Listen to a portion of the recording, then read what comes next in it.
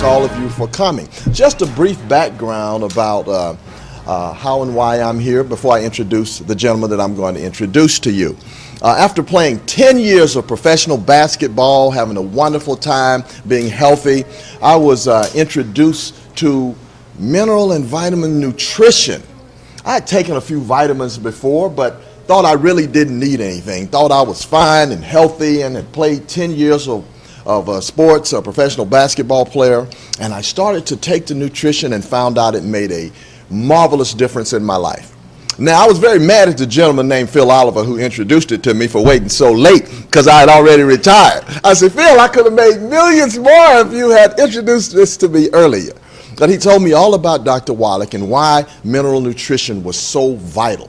Did some research, got an opportunity to meet this man that had done so much research for so many years and had not only done the research so that we could read it and learn about it, but so we could practically take it into our own lives and let it empower us and our families. That was about 15 years ago when I met Doc. And I've been traveling with him and taking the products. I'm a very big fan of it, and it's impacted my life and so many lives of countless people that I've met and that many others have met all across the world. So we kind of formed this family, and I'm glad to have you all as a part of it, glad to have Brandy and all of you to be here today. Now, Doc started work, as you know, Doc has a background that's very diverse. And Doc is very good at many different things. Of course, you know, he grew up on a farm where he had to learn about animals and what they eat and how to keep them healthy and so that they're productive. And so he took that and went on to college in Missouri and studied agriculture and became a veterinarian.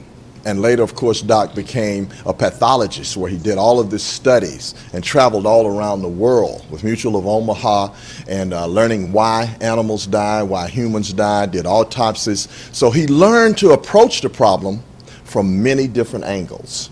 And I think that is part of a solution in life. Somebody once said if your only tool is a hammer, everything looks like a nail.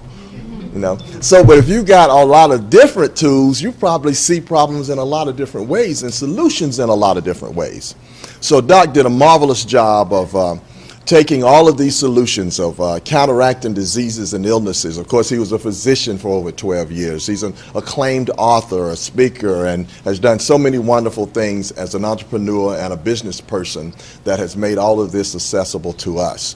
And it really started in Atlanta years ago. Doc was doing a lot of work on cystic fibrosis. He was working at Emory. He was doing just a lot of phenomenal, groundbreaking work. So Doc did a lot of wonderful things outside of the loop that he was in. But now it's kind of coming back full circle. And he's been rewarded a very prestigious award for his work in selenium and all of the things that he's done to keep us healthy and impact all of our lives. And I'm not going to take up very much more of your time, and I'm going to have to leave very shortly. But I did want to take this opportunity to come and introduce you to Doc and let you know of our long-term relationship for over 15 years. And I'm very proud of the award that he's won. And we're all very fortunate and blessed to be here and have an opportunity to share this time with him. I don't know of anybody more knowledgeable of health and nutrition than Dr. Wallach. And I always like to say, after playing 10 years of NBA basketball, there's only one doctor I know better than Dr. J. And y'all know Dr. J, of course, who I had to play against for all those years in the NBA. And he was awesome. But this is the only doctor that's better than Dr. J. Let me present to you Dr. Joe Wallach.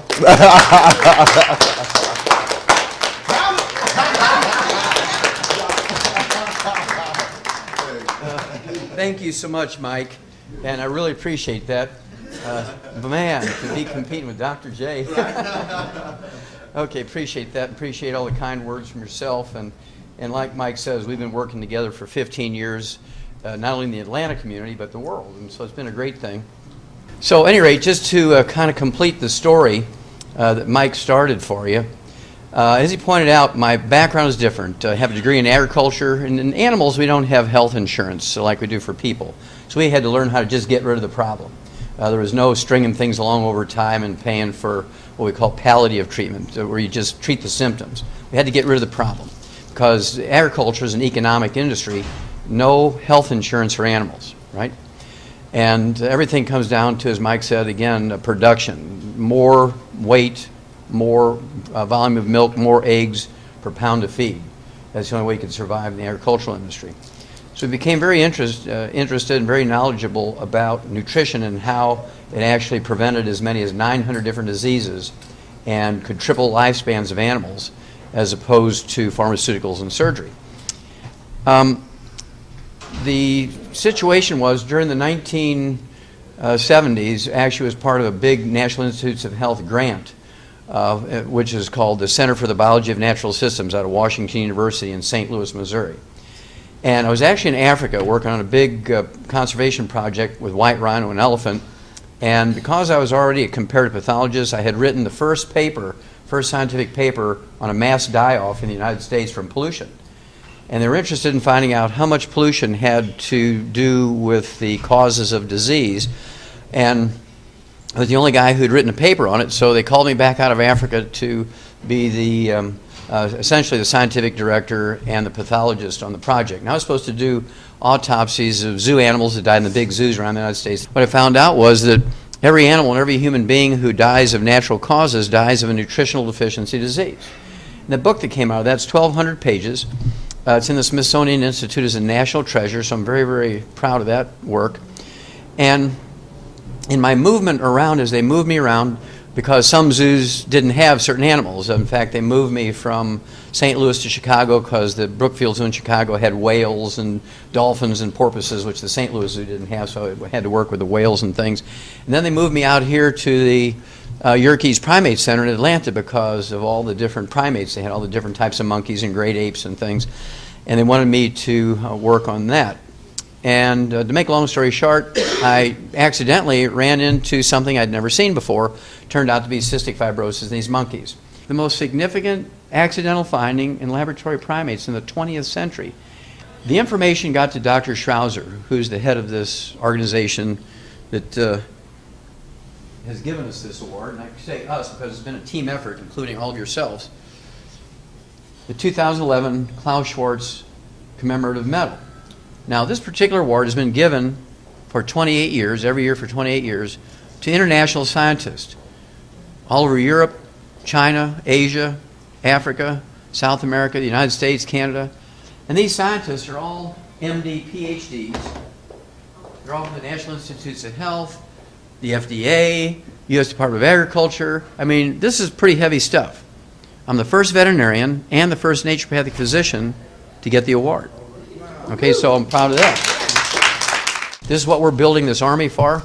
The FDI Longevity 90 for Life Crusade. And if you listen to the radio program or if you get online and listen to the streaming, you'll hear me talk about this 90 for Life crusade to save America through saving our kids.